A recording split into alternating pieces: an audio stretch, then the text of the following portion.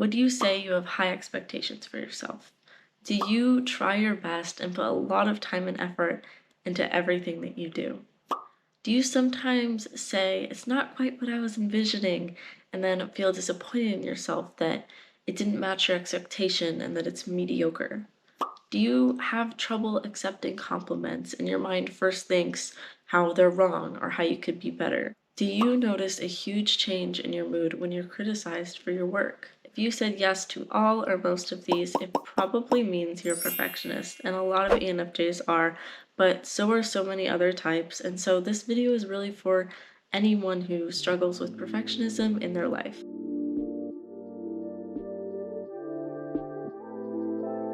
Perfectionism is often portrayed in shows and movies as an admirable quality that makes you a successful and productive person.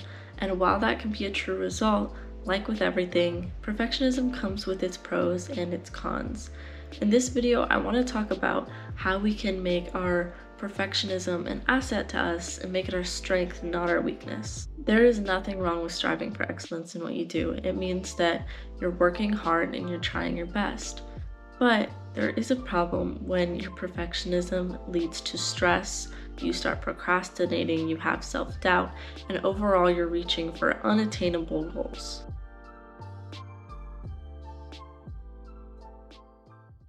To start, we need to know what it really means to be a perfectionist. There are 3 different types of perfectionism, and I'm going over self-oriented perfectionism. There are adaptive or positive perfectionists, and then there are maladaptive perfectionists.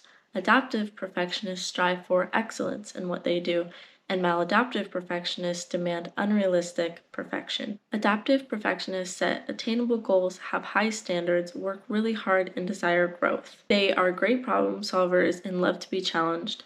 They are achievement-oriented, whereas maladaptive perfectionists are failure-oriented. They're more focused on their fear of failing, and they're driven by their insecurities and low self-esteem.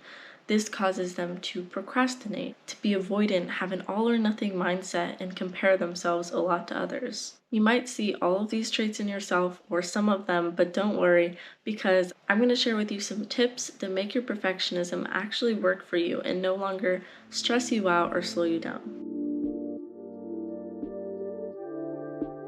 The first thing you have to do is be aware of your perfectionism in your life. I wrote down in my journal the ways that perfectionism impacts my life negatively and positively right here. I really recommend writing these things down, or at least taking a moment to assess in which areas of your life you're affected by it.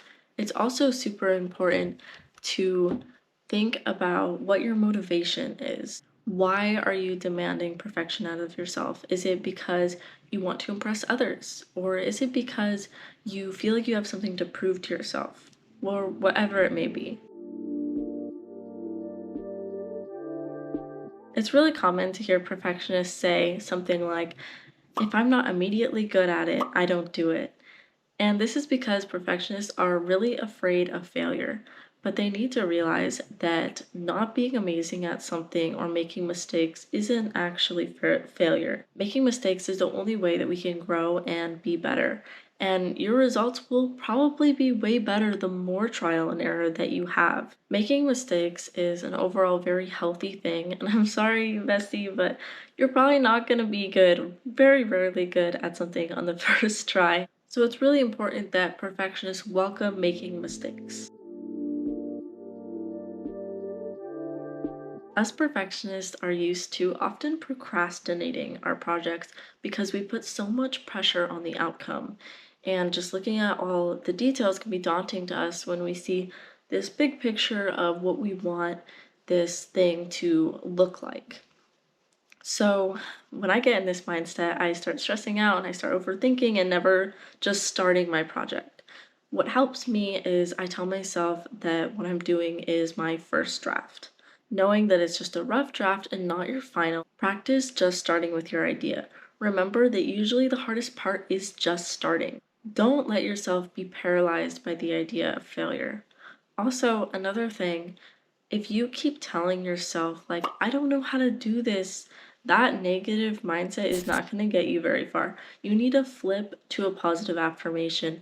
If you're like, I don't know how to do this, say, I'm going to learn how to do this. Switching that mindset is really helpful. Set reasonable goals, set smart goals. It is extremely stressful to have this big goal and not know what steps to take. So if you break it down into a bunch of small goals, small steps, then you'll have a much more peaceful mindset going forward. So don't forget that making a plan is very helpful. A lot of us that suffer from perfectionism have a lot of insecurities that give us low self esteem, and it makes taking criticism pretty hard and we take it really personally. We're always criticizing ourselves internally about how we could be better and how we're doing something wrong. So when someone criticizes us, it's very personal. We feel like ourselves are flawed. We feel like our work or how our work is perceived is a direct reflection of our work ethic and our skill level. And so when that's perceived by others and we think, oh, it could be better, like it's not, right, it's hard for us to accept just an okay result when we feel like we could do better or it could be better. We need to really reassess our view on critiques itself. It's really there to help us grow and be better. For example, in my daytime job, I deeply care about being better at my practice. And so there are supervisors that I respect so much. And whenever they give me tips on how I could be better or how I could work on something, I feel so grateful and I take that opportunity to make myself better. And it's an opportunity to get a view on an outside perspective. It's definitely a mindset that takes practice. I've been working on mentally preparing myself beforehand so that I'm ready for it.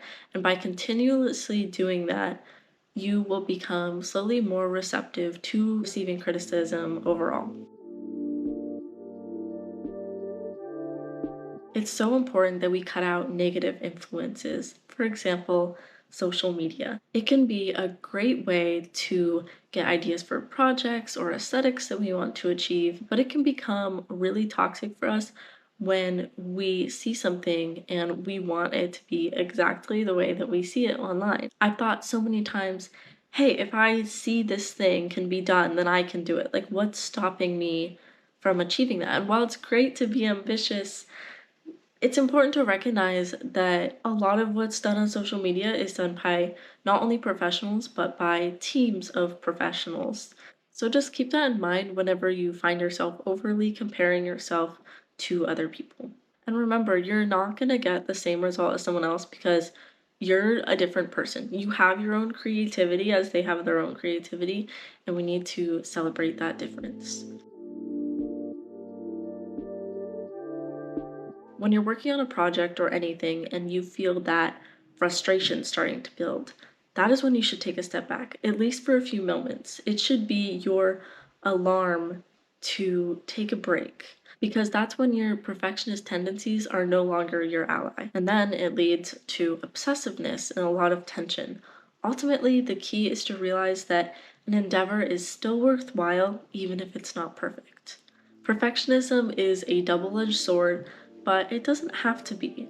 Let me know in the comments your experiences with perfectionism. I love reading your guys' comments as it shows that we're really not alone in our struggles and we're all kind of going through this together. If you enjoyed this video and if it was any help, please give it a like and also subscribe to my channel for more videos on self-development and self-understanding. Also, another tip, if you hit that little bell, you will be the first to know when I post a new video, so then you won't miss any. Have a wonderful day, mementos, and remember always, self-awareness is inherently self-empowering.